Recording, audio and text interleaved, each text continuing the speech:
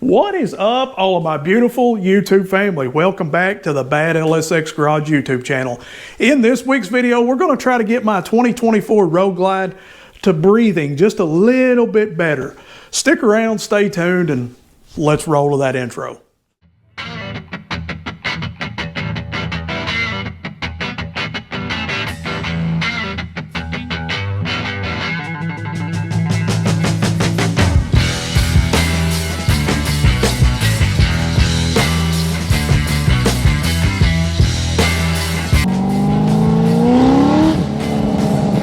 Get in a car like this and smile, there's something wrong with you. Again, fam, welcome back to the Bad LSX Garage YouTube channel. I'm glad each and every one of you could stop back by one more time to see what's going on here at the garage, at the compound. In this week's video, like I said in the beginning, we are going to try to get this 2024 Road Glide breathing just a little bit better. If you'll go to Harley-Davidson, you'll see all these high-priced intakes, and I'm not saying that there's nothing wrong with that, but it's a little steep. $599, 600 bucks for a little piece of a filter and just a little bitty outline of some metal. I'm not saying that it's not worth it, but what I'm saying is that's an awful lot of money just to pay for something so small. I mean, seriously, that's a head pipe. That's your Thunder Max tuner. I can't justify that price, guys. So I got on eBay and found a Ching Chong Ling Long from China, and it's 3/4 less than what everybody else is. So I picked it up, and today we're going to see if it works. We're going to see what it looks like, and we're going to test it out. Yes, you heard correctly. It came from Ching Chong Ling Long, China, but it's a nice looking heavy duty piece. For $167.71 compared to $599, yeah, I'll definitely take it. Now, they do say on their website that this will fit a 23.5 up Road Glide and Street Glide, and well, today we're actually going to find that out. I'm really pleasantly surprised, and if you're interested in this, if it actually works, which we'll check here in a second, they do have like what I have with the reddish orange filter, or they have the solid black ones as well. So if it works, I'll put a link up on the screen and you guys can check them out yourself. First thing we're going to do is remove this stock air cleaner.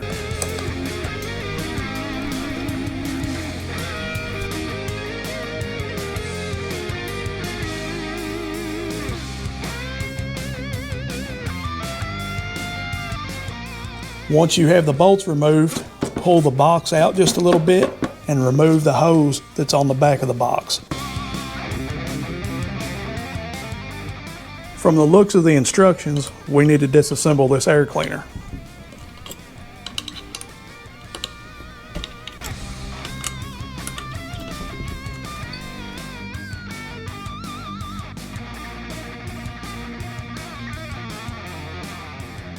The instructions leave a little bit to be desired, but it's okay. We can figure it out.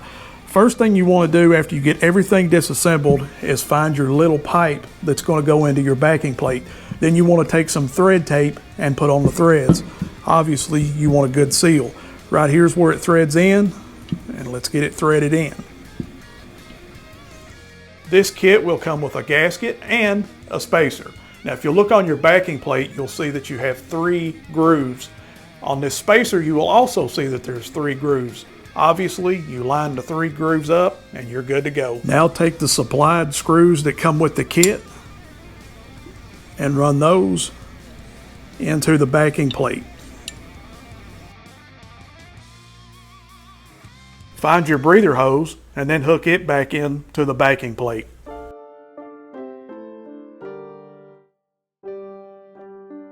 You definitely want to make sure to add some blue Loctite. And I'm adding this to the bolts that we just installed in the backing plate that goes to the throttle body. Again, more blue Loctite, and these are the banjo bolts that come with the new kit that goes through the backing plate and goes through the head.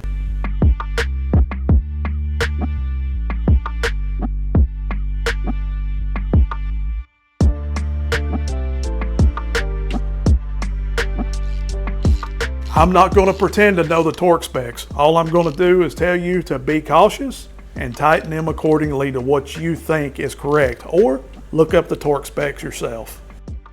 The kit will come with 2 covers that's labeled left and right. Make sure to put these on accordingly. These cover up the banjo bolt holes on the backing plate. And you don't have to put blue Loctite on, and you don't have to snug these down crazy.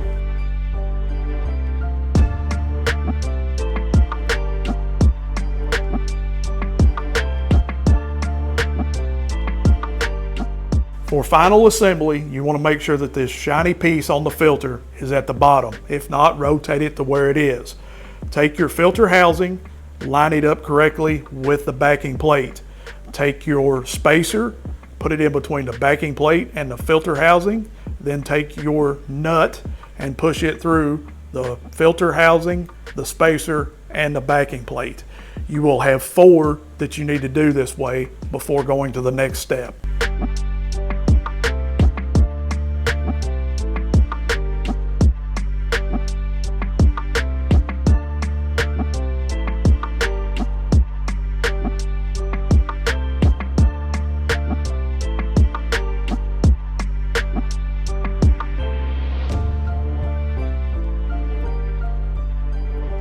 This pin and this spacer will be the last thing you need to install. Take the flat part of the spacer, make sure that it's upright. Pull the screw out, put the spacer in between the backing plate and the filter housing. Remember, flat spot up. Put the screw in like you did the other 4, then take your keyway or your pin, push it through the top, and then put your clip on.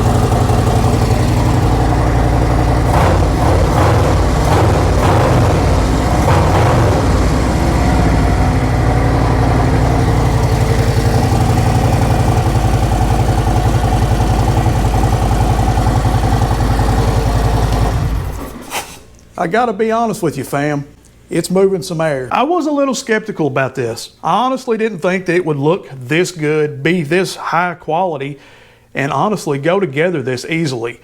It's really self-explanatory. If you've got any sort of motorcycle skill about you, you're gonna know how to put this filter on, even though the instructions are kind of poor.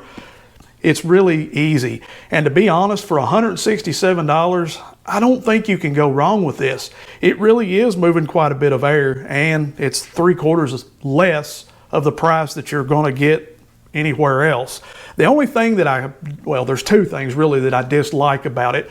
It took 17 days to get here, like I said in the beginning, and this little medallion or whatever they decided to put on the side of this. Now this can actually be removed. You can go inside and it looks like there's a 1/2-inch bolt that runs through this and takes this off.